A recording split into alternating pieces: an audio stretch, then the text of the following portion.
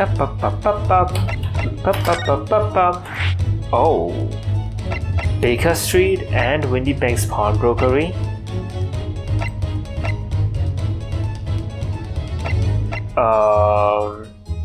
Where do we go first? Baker Street, right?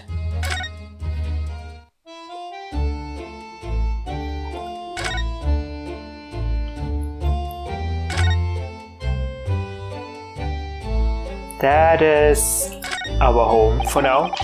It's already been 2 months since we started taking lodgings here above Mr. Sholmes' office. I still can't quite believe it. I never expected things would turn out like this. Oh, I know. To actually be sharing accommodation with the world's greatest detective. If I ever find myself before a court of law now, I will have not one regret. I don't know what you're talking about, but I'd be happy to defend you, of course.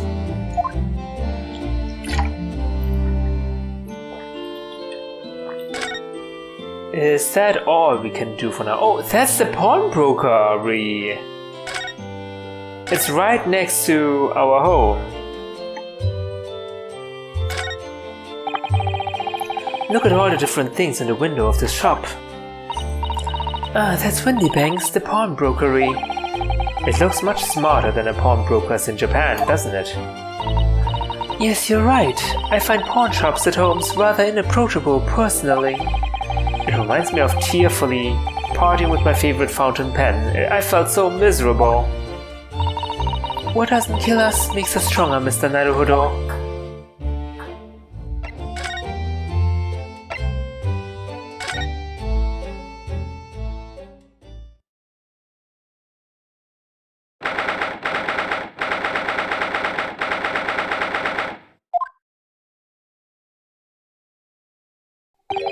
So this is a British pawnbrokery.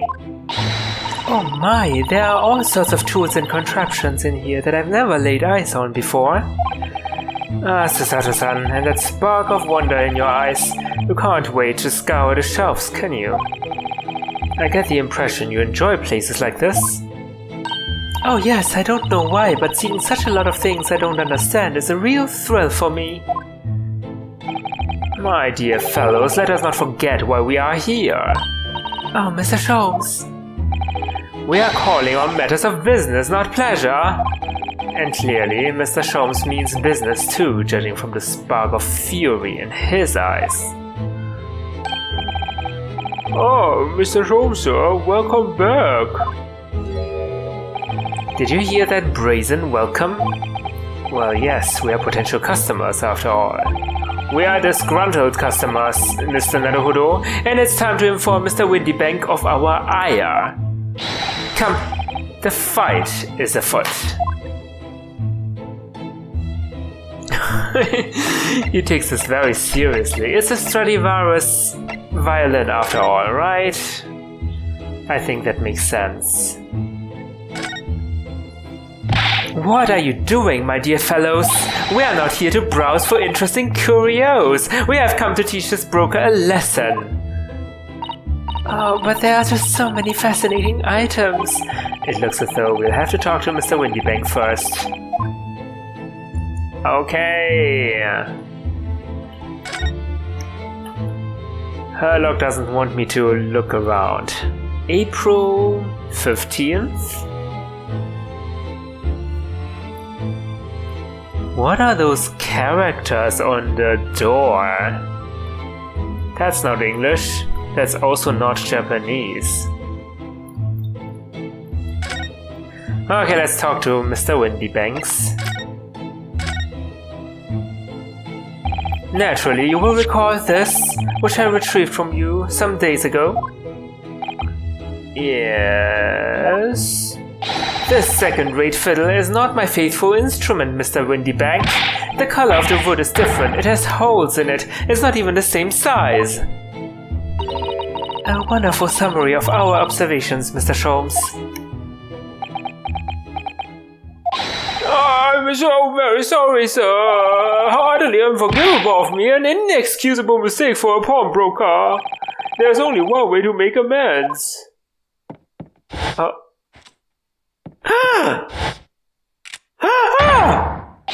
I don't have to take my own life. No. What are you doing? I don't think that will be necessary, do you?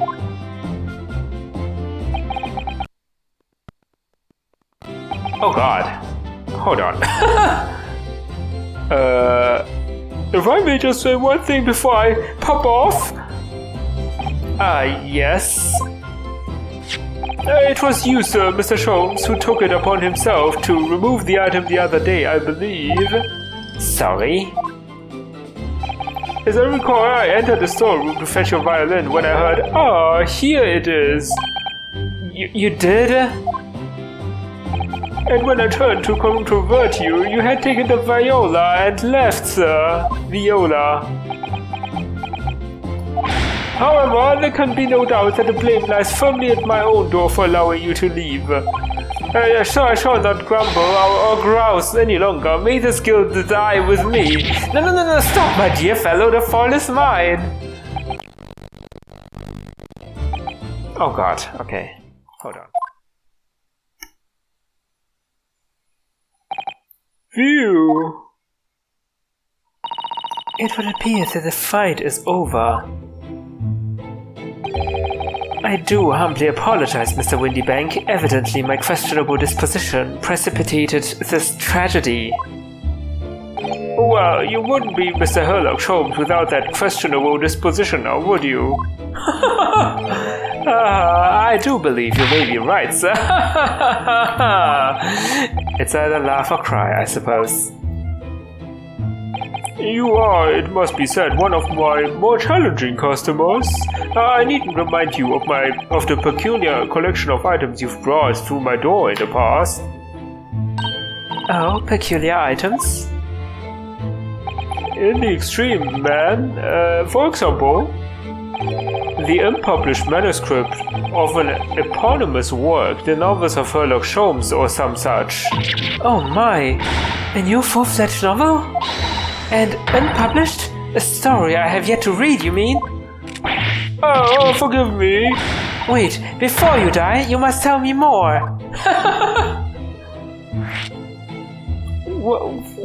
Why do you want to take your life now? I must know more. Tell me everything. Wow, the sun is really fired up now. Is there really an unpublished story under this very roof? Well, one day the gentleman here brought in an old metal chest, you see. I should like to entrust this to your care for a while, Mr. Windybank.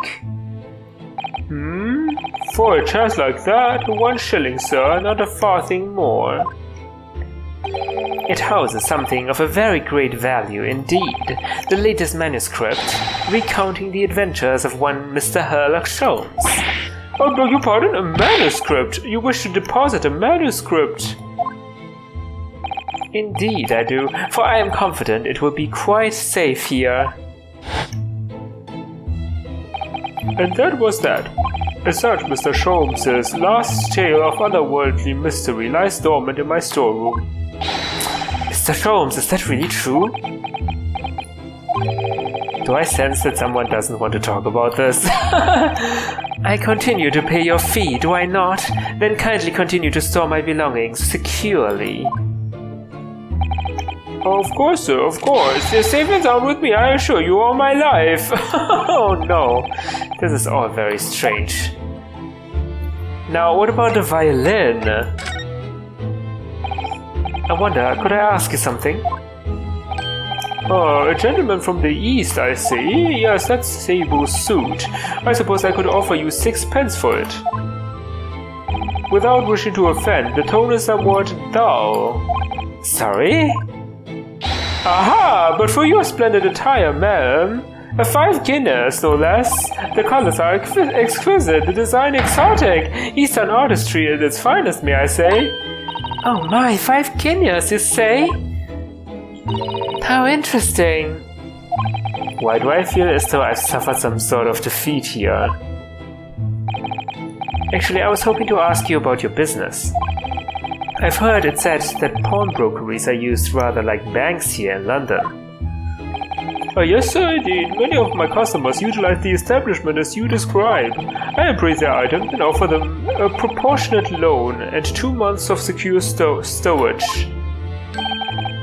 If, in that time, they repay the original sum to me plus the agreed interest, their items are happily returned. But what happens if they don't pay you the money? Then the items are offered for sale in my shop, as you can see on the shelves behind me. So you never sell items before the 2 months has passed, then? That's right, ma'am. That's right, which means some considerable responsibility rests on my shoulders. Should a customer's precious belongings be lost, the only recompense is for me to end it all.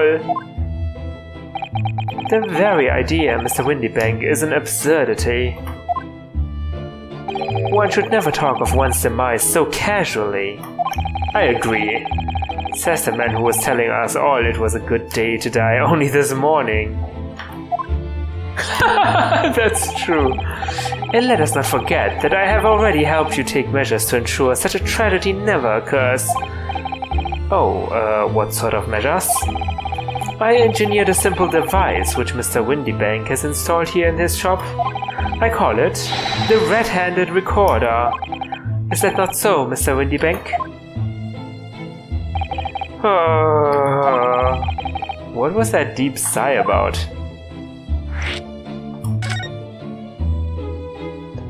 What on earth is a red-handed recorder? Use your eyes, my dear fellow. And there are two just below the ceiling. Cameras? Oh. I can see what appears to be a camera attached to some sort of timing device. Wait, I don't see it. Where is it? Where is it in the background, I mean? I don't see it. Very astute. It is indeed a camera furnished with some 100 pieces of celluloid film. And every 30 minutes precisely, the camera automatically records the appearance of the shop. 30 minutes is a long time. Here, I have an example I can show you.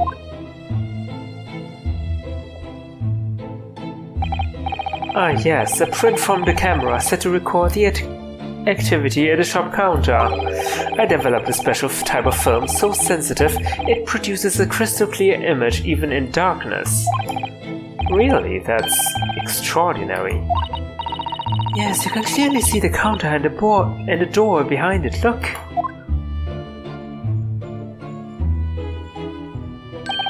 So you see, were someone to enter the premises with ill intent, his identity would be summarily exposed.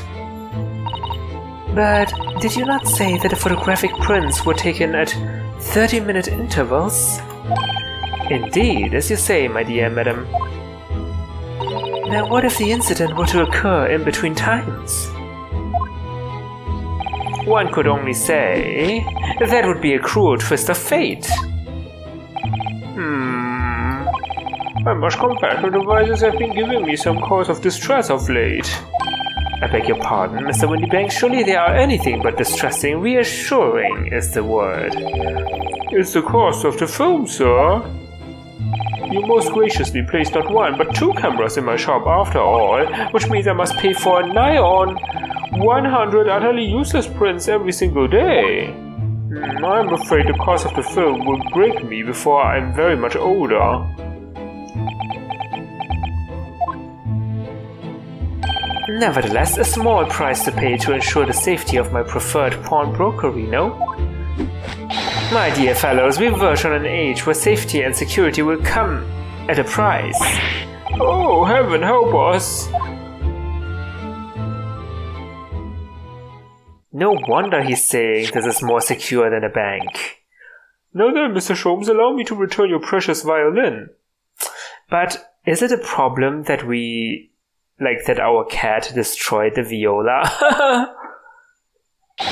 Oh, the very thing. Thank you, Mr. Windybank. Perhaps this might mark the end of the peculiar items you try to pop, Because if anything were to happen to one of them... fact, this would be the only answer. I really think you ought to stop waving that gun around. Someone could get hurt. Fear not. Sorry. I've only loaded a single bullet, so no one but myself could possibly be harmed. That's not really what I meant. Good day to you then, Mr. Windybank. It's been a pleasure as always, Mr. Sholmes. Uh-oh, he's gonna kill himself because the viola is no more. So, Mr. Naruhodo, now we can explore at last. Okay. We cannot leave just yet, huh? What's with the skull on the counter? There seems to be a little door hidden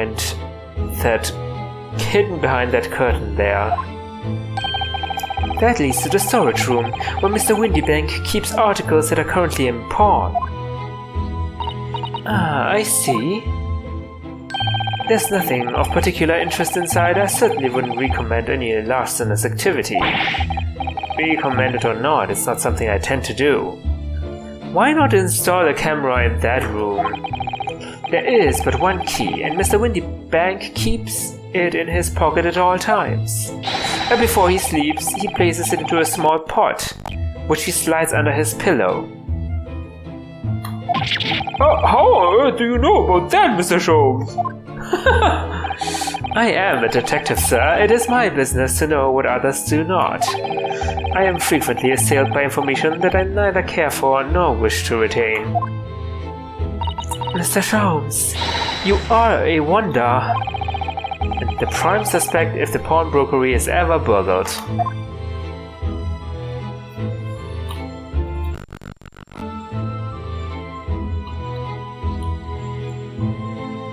What is this? Look at this. What could this lovely big shiny box be? That, my dear madam, is a music box. Surely you have such things in your own country? Oh my, yes, but I've certainly never seen one so large before. Shall we listen a while? Oh yes.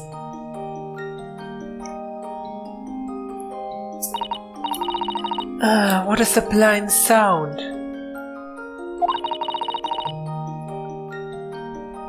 It's like the music of angels. I've never heard anything like that before in my life. This particular specimen is of the larger variety, commonly found in public houses and restaurants. There is a metal disc inside on which the notes to be played are recorded. Simply by replacing the disc with another, any music you care to imagine can be played. My goodness, what a simply delightful machine. Indeed, though their popularity has waned recently with the development of the gramophone, of course. Science and technology advance at such an overwhelming pace.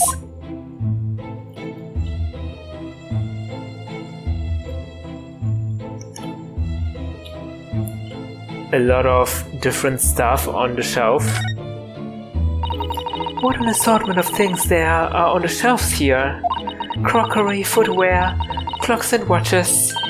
Almost anything you care to imagine. Those are forfeited items offered for sale by the pawnbroker. What does that really mean, though? When you pawn, or colloquially pop an item, the broker loans you money against its worth. He stores the item for an agreed period of time, after which the loan must be repaid. If not, he is free to display it in his shop for sale at a price of his choosing. Oh yes, now you've explained it, I'm noticing little price tags on everything.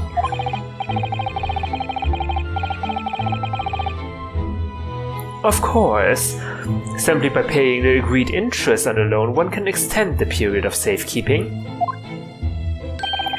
So you may pawn that black garb of yours without fear, my dear fellow. My treasured university uniform? Never! It embodies my student spirit. And I would never pawn Kazuma's sword. Kazuma's katana.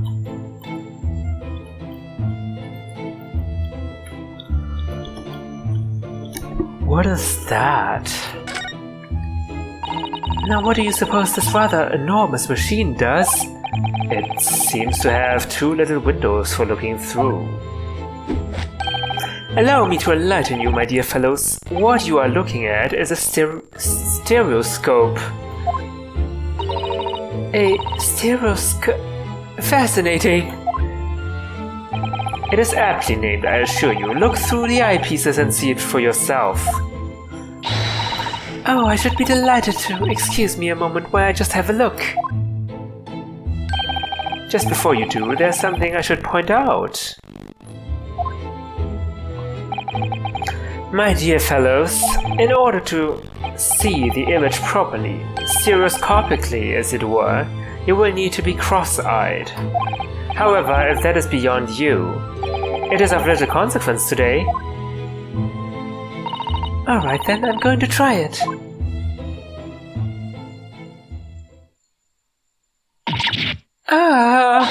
Mr. Naruhodo, you must see at once. Oh, alright then. So I need to be cross-eyed, like I'm trying to look at my own nose.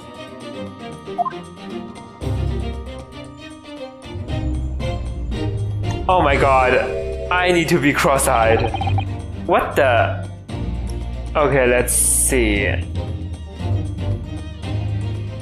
A nice... nothing suspicious.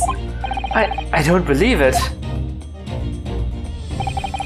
It's just a photographic print, but it seems like you could reach out and touch it.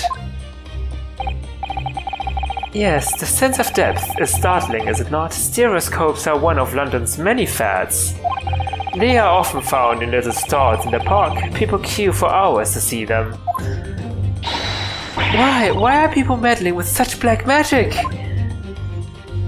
It is no magic, my dear madam. It is, well... far too complicated to explain at present. We shall save this lesson for another day. Oh...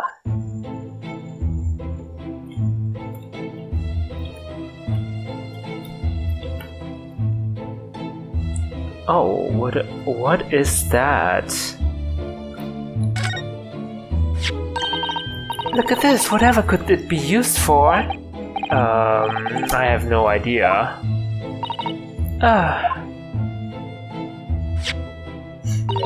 There's a small catch just here, look. We're going to open it, aren't we? Is that okay? Oh! Oh my, that's amazing! It has some sort of spring-loaded mechanism. Which we'll never manage to put back to the way it was before. What are you two doing?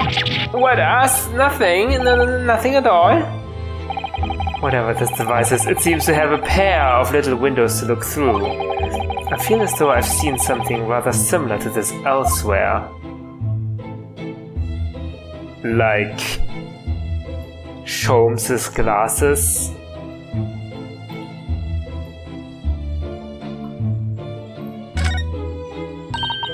Three globes of gold. Is that some sort of charm? Dear me, have you not seen that sign before? No, never. The 3 golden balls are, in Great Britain at least, the universal sign of a pawnbrokery. There are more than 700 such establishments in the capital, all showing the same sign. Oh, I see. I had not imagined your ignorance was so profound. Oh, well, what is the significance of the 3 golden balls then? Does it have some special meaning? That is entirely unimportant here, dear madam. Irrelevant even. You don't even know yourself.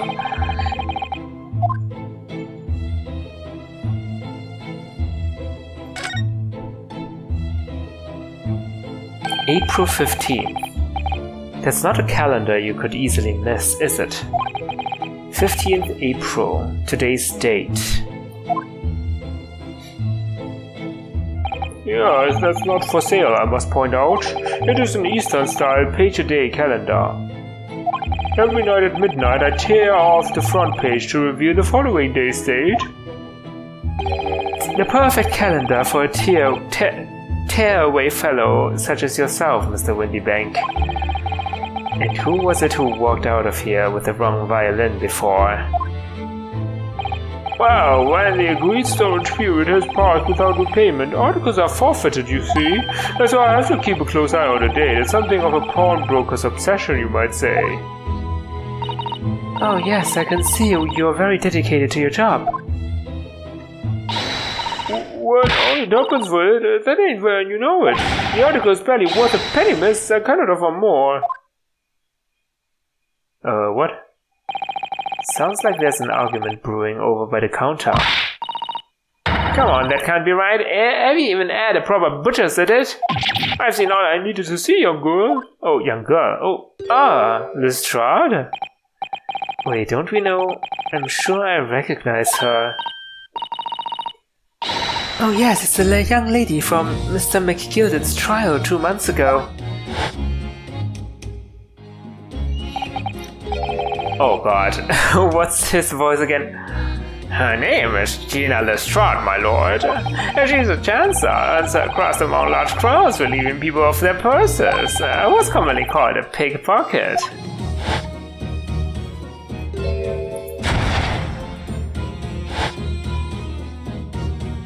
What's her voice again?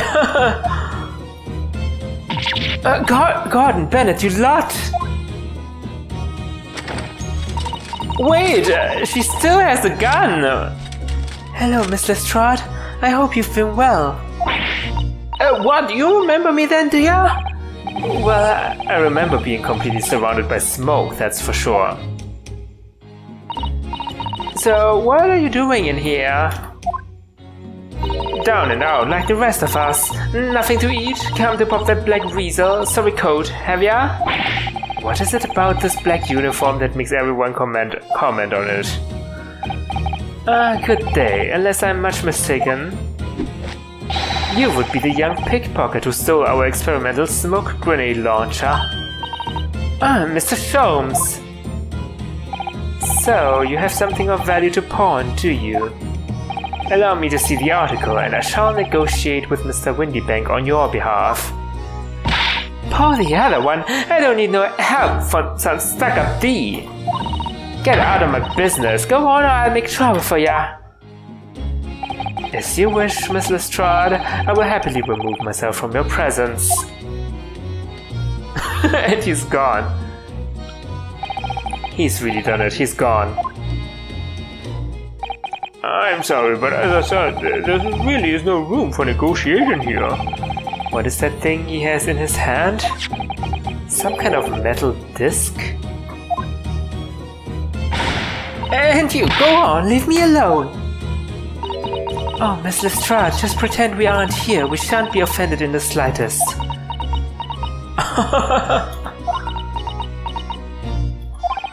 Susan can really stand her ground when she wants to.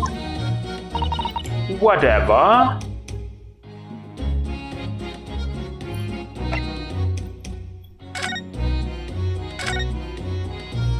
Somehow, I didn't really think you were the sort of person who'd use a pawnbroker, Miss Lestrade. Yeah, well, I am, alright? I'm a Londoner just like everyone else. That's a problem, is it? No, not at all. It's just, well... Oh, I get it. I know what you're thinking. That thing probably don't even belong to her. Probably got it on a dive, didn't she? Oh yeah, I can see it written all over your Chevy Chase. Well, I might have been thinking something along those lines. You're not going to deny it, Mr. Naruhodo? Alright then, I'm just going to come out and ask you straight. Do you pawn things that you steal from other people? Well, I don't know how best to answer that, really, Suppose, sometimes. You're not going to deny it either, Miss Lestrade? But not this time, alright? I swear, that thing belongs to me! The disc that Mr. Windybank is holding. Perhaps we should see what he has to say about all this. Maybe it's a disc for the music box, yeah? Looks like it, at least.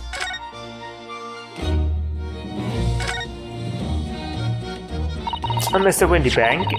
Oh, What exactly is this metal disc that Miss Lestrade has brought in?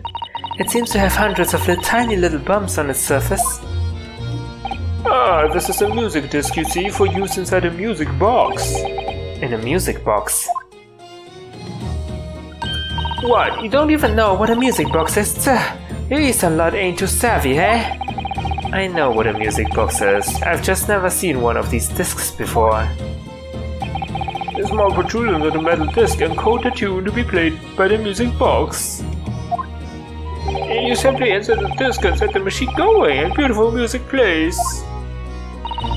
It's so incredible. Tell us, what tune is on this disc? Well, I'm afraid I couldn't tell you that. There are so many different types of music box, you see, British-made, German, Swiss.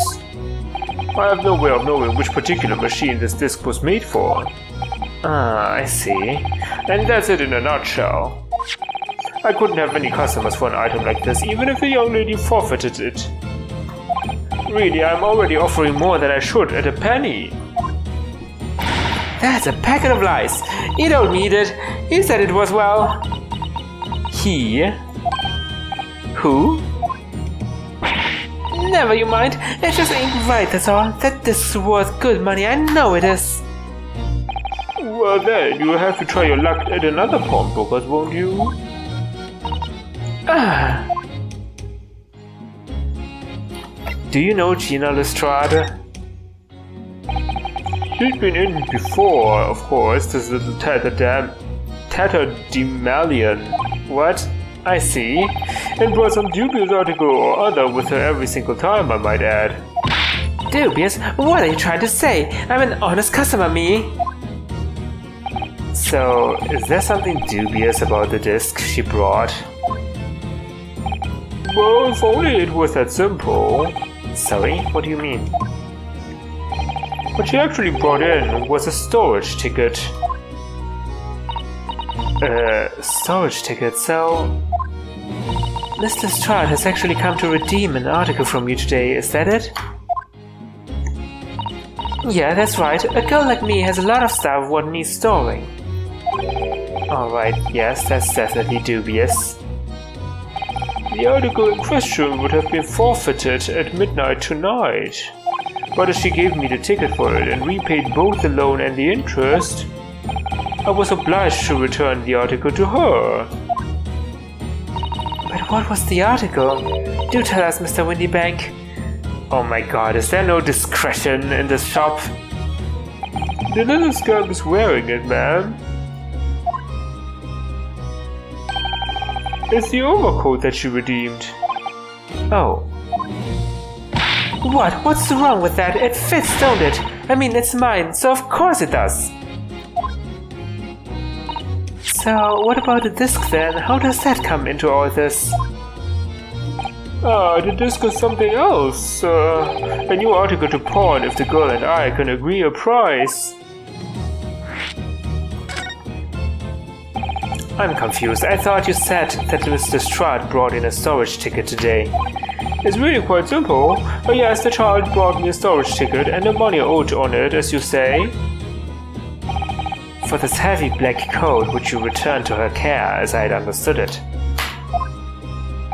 That's right, yes. And rather unsurprisingly, as soon as the little ragamuffin put the thing on, she went rifling through the pockets. Oh, you mean... the coat's pockets. What? Don't you know it's rude to stare at a lady? Ah, I see.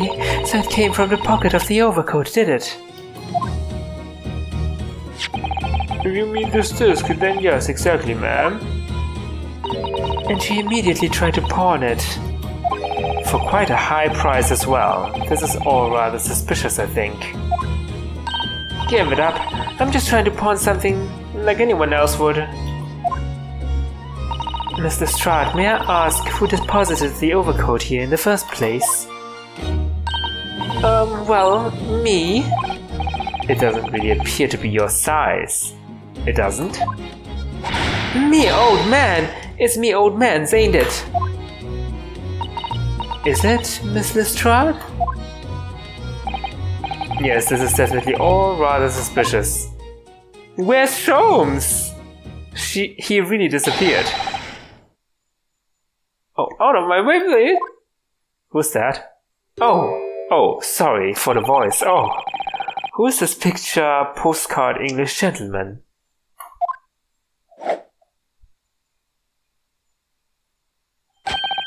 Good day to you, ladies, gentlemen. What's your problem, eh? There's no problem as long as you remove yourself. I've a matter to discuss with the proprietor. And if you intend to make a problem of it, I shall see you outside, little girl, for the hiding you deserve. Look, ain't it obvious? I ain't done talking with him yet. If you think you're such a gent, you should know how to wait in line. Well, you are an impudent little brat, aren't you? As well as a pickpocket. Eh? Who are you? How do you know who I am? The question is, how do you not know who I am? You haven't the courtesy even to remember the faces of your victims, it seems. What? You mean from you? Broker? Yes, sir. I believe this filthy pocket thief has just redeemed an article from you, no? Yes, The article in question belongs to me. I demand for it to be returned at once. Oh my!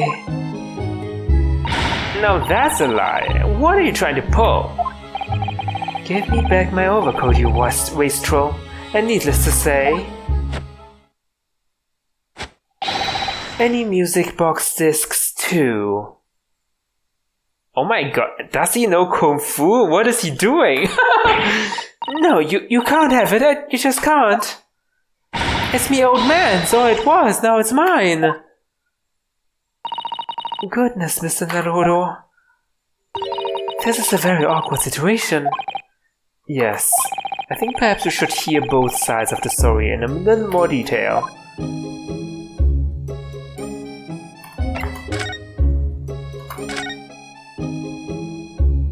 Mr. Strahd, is what the gentleman is saying? What do you think? It's all lies, ain't it? Obviously. I swear on my life, I ain't never laid eyes on that dandy before. Let's hear it now, you little ragamuffin. You stole it, didn't you? That's that ticket you brought in here just now. No, I swear to God. It was barely an hour ago. I was walking along the street, minding my own business, when this little gutterling ran into me. I knew at once what had happened. I've been robbed yet again, I thought to myself. Those wretched pickpockets. Yet again? Oh yes, as you can see, I am a man of impeccable style. This isn't the first time that I've been targeted by these black backslum scoundrels. Now then, relinquish my overcoat.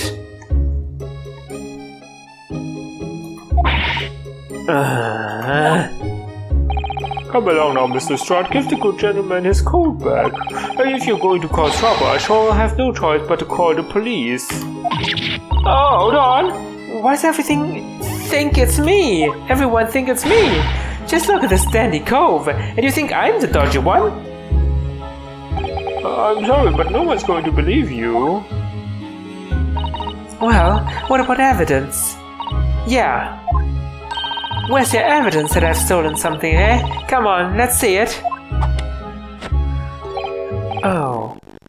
I have evidence, naturally. You what?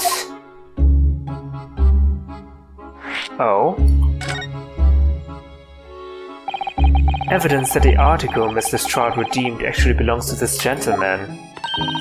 Of course, we need only consult Mr. Windybank's ledger to know the truth.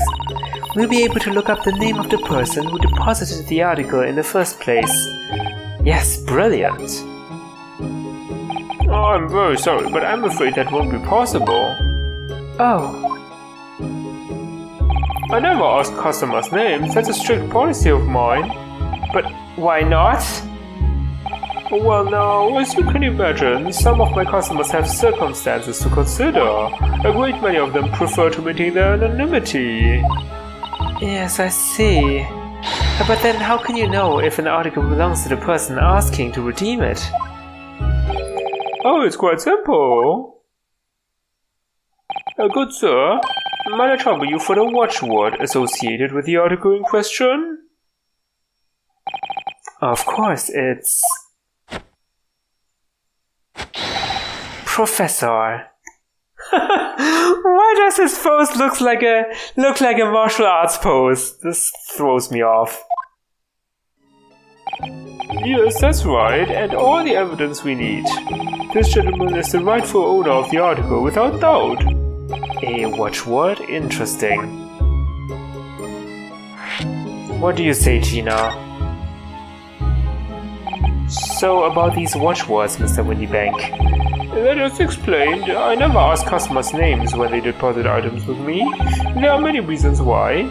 Certain customers would like to keep their activities secret. Sholmes is back. That wasn't exactly a subtle glance, Mr. Sholmes, now, was it? Great detectives have no dark secrets, none at all. Yes, well, anyway, that's why I always ask for a watchword whenever I accept a new article. In many ways, it's like the secret combination of numbers used to unlock a vault. The date of deposit, a description, and a watchword uniquely identify each item. Oh, uniquely identify. Date, description, watchword. And of course, then I give the storage ticket to the customer. When someone comes to redeem something, I ask for the ticket and the watchword. So, Gina also told you the watchword. And if that someone tells you the correct watchword, you return the article? That's right, sir, yes. Just as soon as the requisite fee is paid. And I have supplied you with the information you require already, but for the avoidance of doubt, the article in question is an overcoat deposited 2 months ago on 15th February. With a watchword of Professor. All perfectly correct information, sir. But how? Really, this is beyond a joke now. There's no further room for doubt.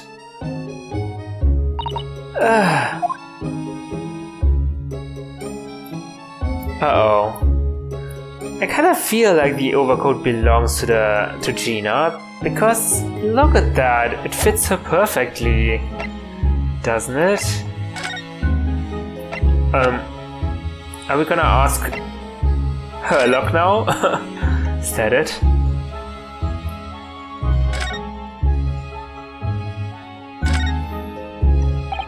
Excuse me, but who are you?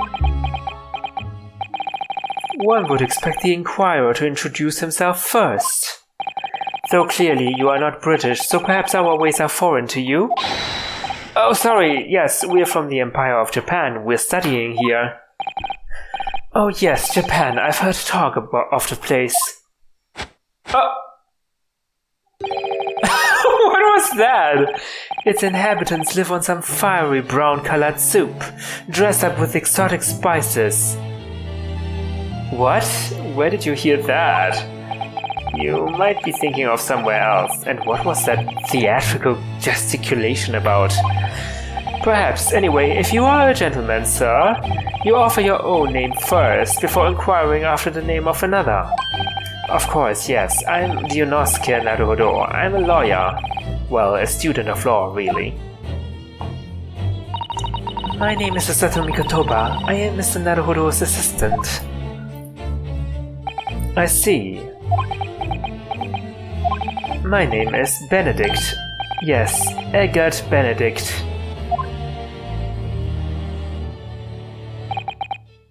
Enchanté.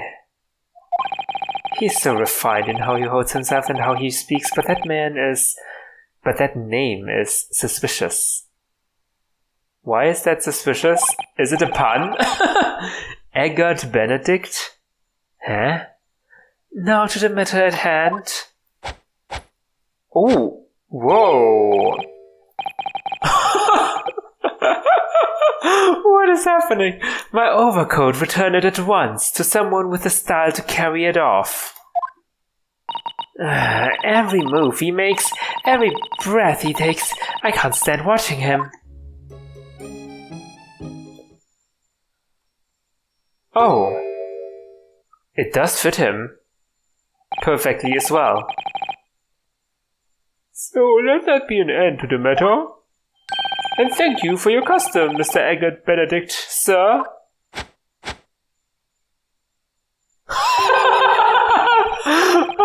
I can't help it. I have to laugh when he does that. With such reasonable rates of interest, I may even decide to come back. This is why I hate grown-ups. Just cause I'm a diver, everyone thinks that makes me a liar. In the contents of the coat pockets, if you please, broker. But of course, here's the disc for you. Just this one? Pardon, sir? I was expecting another. That is, I deposited another. Another disc? Oh dear. I regret to inform you, sir, that what was deposited with me was merely the overcoat. The disc happened to be one of the pockets, but I was completely unaware of it until now. So, Gutterling, you're hiding more of what's rightfully mine, aren't you? Yazoo, eh? I don't know nothing about it. Very well. Then I shall bid you farewell. Say goodbye to style. Wait a minute. That disc is mine. Oh! What do you think you're doing, you little tramp? You've drawn blood, you filthy animal. Blood? Oh my, yes, there's blood on the disc. It's because of all those sharp little bumps. The man must have scratched his finger on them. I found it first, alright? I mean, it belongs to me, old man. She found it first. So you're not having it. Or you take it.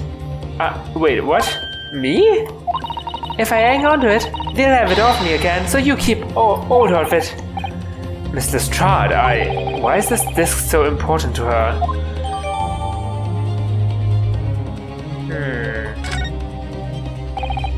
You there in the black livery? Hold on. That's just a normal music disc. Blood. What? For McGilded.